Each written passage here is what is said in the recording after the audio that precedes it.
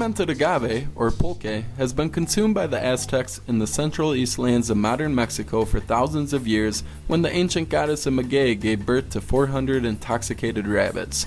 This drink of the gods was enjoyed by the kings and nobles to celebrate all special occasions, most notably human sacrifices. The Spaniards called maguey agave, which is Greek for nobility. There are roughly 250 species of agave plants, about 50 of which that can be used for distillation. There is not an official count due to the dozens of indigenous languages and the fact that many plants are various degrees of hybrids. Today there are still plenty of wild agaves out there, but it is much more common to drink mezcal made from a cultivated or semi-cultivated crop. The majority of agave grows in Mexico and especially the valleys of the southern state of Oaxaca. Agaves are hands down considered the most complex plant to be turned into alcohol. They take anywhere from 8 to 40 years to mature, and most have 3 individual methods of reproduction. The process of making mezcal is what is far and beyond the most fascinating and unique aspect to this spirit. Traditional mezcal is made entirely by hand and is available only for the local community. Artisanal mezcal is sold to the greater public, and sometimes a grinder is used. And then there's industrial mezcal, which substitutes a pressurized oven for an earth oven, a chemical engineer for a mezcalero, and runs a continuous distillation. The process starts with the harvest and cutting of the plant, which is unimaginably labor intensive. The 50 to 100 pound pinas of the agaves are then placed into an earth oven and backfilled, where they will roast on stones for up to 3 days and absorb all that smoky flavor. The cooked agaves are then selectively chopped up by the mezcalero, followed by crushing, either by a several-ton stone wheel called a tojona, or by hand or by a mill. The crushed agave is placed in a fermentation vat, either wood, clay, or even cowhide, where 1 part water is added. After several days of all-natural fermentation, the mash is put into the still for distillation. Different apparatuses can be used here, like a modern copper still, traditional clay pots, or a 1.5 still. These are just the high-level basics of the production process, and there are literally hundreds of variables that affect the final taste of each and every batch. These key variables are just the tip of the iceberg.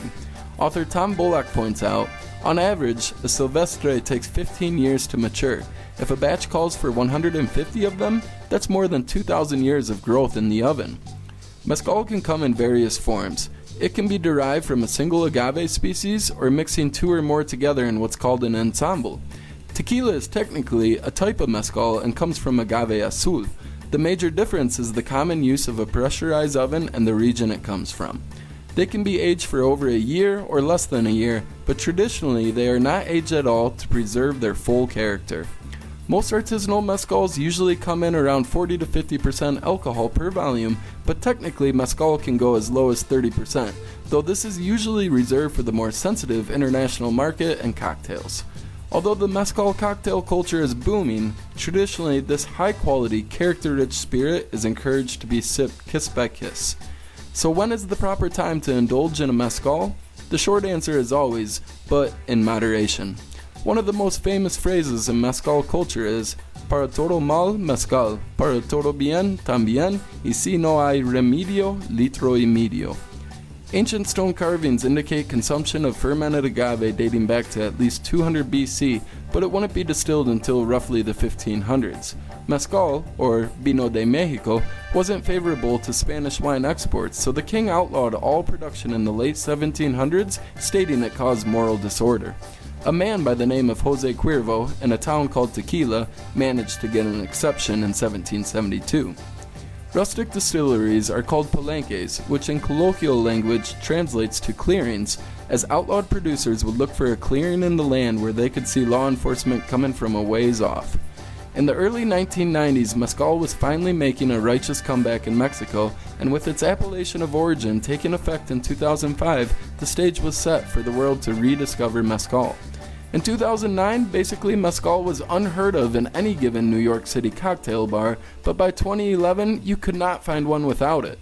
Since most agaves take 8 to 15 years to grow, the spike in demand has created an agave crisis, but concrete data on the shortage is not available. Sustainability concerns can broadly be categorized by water shortage, deforestation, agave shortage, genetic uniformity, and toxic runoff.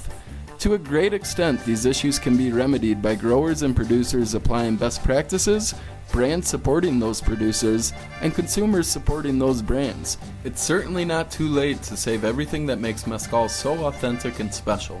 We hope you enjoy your journey into the world of mezcal and choose to sip artisanal mezcals from responsible brands. Thanks for watching.